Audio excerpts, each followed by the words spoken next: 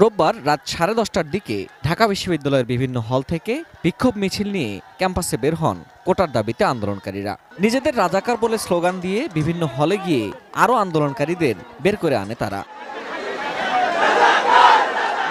Campus প্রদক্ষিণ শেষে রাজু ভাস্কর্যের সামনে জড়ো হন আন্দোলনকারীরা। এ সময় সরকারি চাকুরিতে কোটা নিয়ে প্রধানমন্ত্রী শেখ হাসিনার বক্তব্য প্রত্যাহারের দাবি করে স্লোগান দেয় তারা।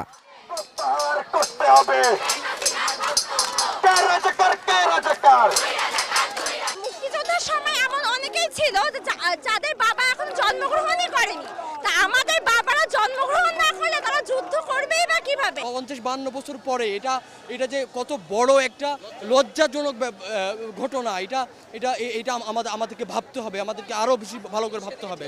সেই দিকে ঠেলে দেওয়া হচ্ছে আমাদেরকে এবং বলা হচ্ছে এটা কিন্তু এটা স্বতঃস্ফূর্তভাবে বলতেছে শিক্ষার্থীরা। এটা কয়েক সেকেন্ডের মধ্যে শিক্ষার্থীরা হলে হলে সুরে চিৎকার করে বলতেছিল তুমি কে, আমি কে, রাজাকার রাজাকার। বিক্ষোভ মিছিলে কোটা সংস্কার নিয়ে চলমান আন্দোলনে নেতৃত্ব দানকারীরা থাকলেও গণমাধ্যমে কোনো কথা বলেনি তারা। রাত 1:30টার দিকে রাজু ভাস্কর্য ত্যাগ করে কোটা বাতিলের দাবিতে আন্দোলনকারীরা। আমরা বলেছি হলে ফিরে যেতে, হলে ফিরে যাবে যতক্ষণ বিক্ষোভ মিছিল ছিল, প্রোগ্রাম শেষ, এর বাইরে কেউ থাকবে না। বাংলাদেশ প্রকৌশল বিশ্ববিদ্যালয় বুয়েট থেকেও কোটার বিপক্ষে এবং নিজেদের রাজাকার স্লোগান দিয়ে রাজু ভাস্কর্যে আসে একটি মিছিল। বিশ্ববিদ্যালয়ে এরকম পরিস্থিতির মধ্যে মধুর ক্যান্টিন, শাহবাগ, নীলক্ষেত, চাংখারপুল এলাকায় অবস্থান নেয় ছাত্রলীগ, যুবলীগ, স্বেচ্ছাসেবক লীগের নেতাকর্মীরা। কোটা বিরোধী আন্দোলনকারীদের স্লোগানের বিষয়ে আপত্তি জানিয়ে তাদের প্রতিহত করার ঘোষণা দেন তারা। স্বাধীনতা বিরোধী স্লোগান যারা দিয়েছে আমরা তাদেরকে ধিক্কার জানাচ্ছি। আমরা তাদের এই স্লোগান অবিলম্বে প্রত্যাহার করার আহ্বান জানাচ্ছি। মুক্তিযুদ্ধের বিপক্ষের কোনো স্লোগান দিয়ে কোনো আন্দোলন করা যাবে না, কারণ এদের মুক্তিযোদ্ধাদের তৈরি 30 লক্ষ শহীদের রক্তের বিনিময়ে, 2 লক্ষ মামলার ইজ্জতের বিনিময়ে এই বাংলাদেশ তৈরি হয়েছে।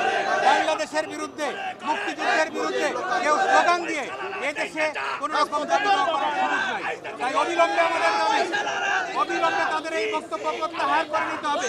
তাদেরকে সুষ্ঠু আন্দোলন করতে হলে মুক্তিযুদ্ধের বিপক্ষে একটি কথা যদি বলেন, সারা বাংলাদেশের মুক্তিযুদ্ধের পক্ষের সকল শক্তি মুক্তিযোদ্ধাদেরকে সাথে নিয়ে আমরা মাঠে থাকবো এবং তাদেরকে প্রতিহত করব।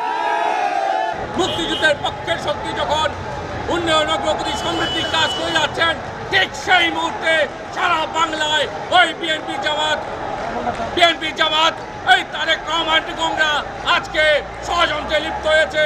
আমরা সুস্পষ্ট ভাষায় বলতে চাই, বাংলাদেশের আওয়ামী লীগের নেতাকর্মী, মুক্তিযুদ্ধের পক্ষের সংগঠনের নেতাকর্মীরা যতক্ষণ পর্যন্ত আছে কোনো ষড়যন্ত্র কাজে দিবে না।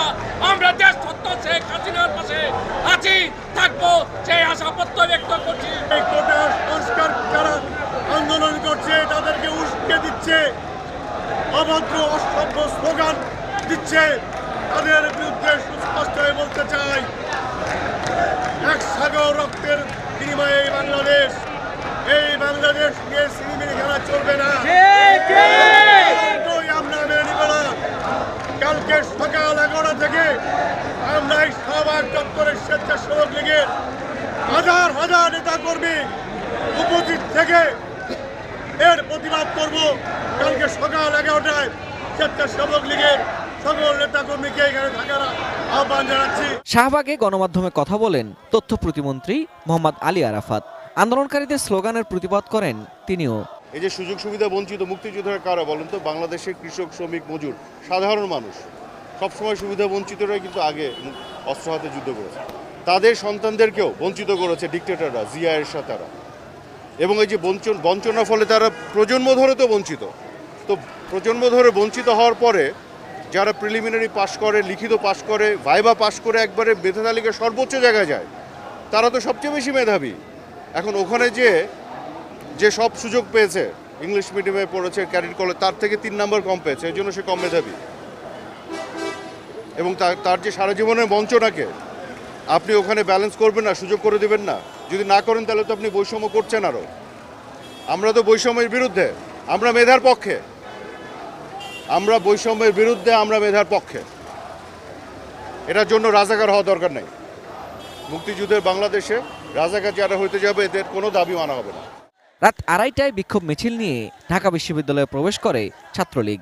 রাজু ভাস্কর্যে জমায়েত হয় তারাও। এ সময় রাজাকার স্লোগানদাতাদের রাজপথে মোকাবেলা করার ঘোষণাও দেয় ছাত্রলীগ। এদের লক্ষ্য হচ্ছে আমাদের শহীদদের লাঞ্ছনা করা। আজকে থেকে বাংলাদেশের ছাত্র সমাজের পক্ষ থেকে আমরা সুস্পষ্ট হুঁশিয়ারি উচ্চারণ করতে চাই।